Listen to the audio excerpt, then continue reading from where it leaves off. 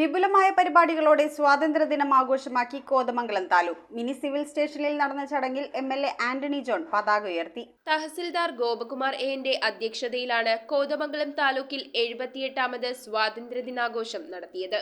Mini civil സ്റ്റേഷനിൽ MLA Antony John പതാക ഉയർത്തി. നാം ഓരോരുത്തരും ഇന്ത്യൻ പൗരന്മാരാണ് എന്നുള്ളതിൽ അത്തരം അഭിമാനകരമായ ഒരു സാഹചര്യത്തിൽ നിൽക്കുമ്പോഴും നമ്മൾ ഇനിയും ഏതെല്ലാം മേഖലകളിൽ, പ്രത്യേകിച്ച് രാജ്യം 78ാം സ്വാതന്ത്ര്യ ദിനം ആഘോഷിക്കുന്ന ഈ വേളയിൽ പരിശോധിക്കുമ്പോൾ ശാസ്ത്ര സാങ്കേതിക രംഗങ്ങളിലടക്കം സാമ്പത്തിക സൈനിക മേഖലകളിലൊക്കെ രാജ്യം ഒരുപാട് മുന്നേറിയെന്ന് നമ്മളെല്ലാവരും അവകാശപ്പെടുമ്പോഴും അതിൽ അഭിമാനിക്കുമ്പോഴും ഇനിയും യഥാർത്ഥത്തിൽ രാജ്യത്തിന്റെ ഭരണഘടന മുന്നോട്ട് വയ്ക്കുന്ന അടിസ്ഥാന മൂല്യങ്ങൾ, രാജ്യത്തിന്റെ ബഹുസ്വരത, വൈവിധ്യങ്ങൾ, യഥാർത്ഥത്തിൽ ഇന്ത്യ എന്നുള്ളത് വൈവിധ്യങ്ങളുടെ കലവറയാണ്.